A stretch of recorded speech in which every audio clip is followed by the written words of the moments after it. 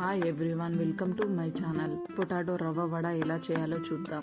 మిర్చిని ఇలా సన్నగా కట్ చేసుకొని పొటాటోస్ని ఇలా తురుముకోవాలి. ఒక కడాయి తీసుకొని అందులో కొంచెం నూనె పోసి జీలకర్ర, పచ్చిమిర్చి వేసి అవి వేగాక పొటాటోస్ కూడా వేయాలి.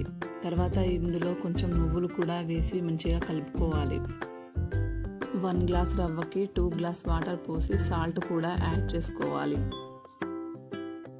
వాటర్ ఇలా వేడయ్యాక ఇందులో 2 గ్లాస్ వాటర్ కి 1 గ్లాస్ రవ్వ తీసుకొని ఇలా ఉండలు లేకుండా కలుపుకోవాలి. లాస్ట్ లో ఇందులో కొత్తిమీర వేసుకొని గట్టిగా అయ్యాక స్టవ్ ఆఫ్ చేయాలి.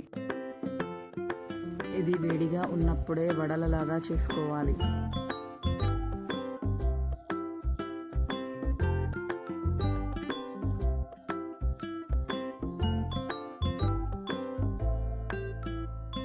దీన్ని మీడియం ఫ్లేమ్లో పెట్టుకొని బ్రౌన్ కలర్ వచ్చే వరకు డీప్ ఫ్రై చేయాలి.